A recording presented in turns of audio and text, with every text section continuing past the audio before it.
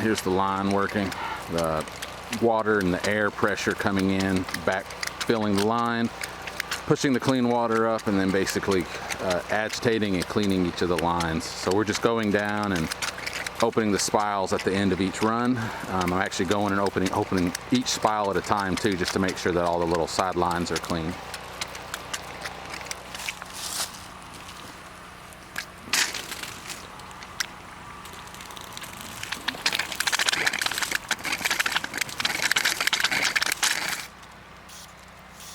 We found one small leak at one of our intersections here, sidelines coming into the main line.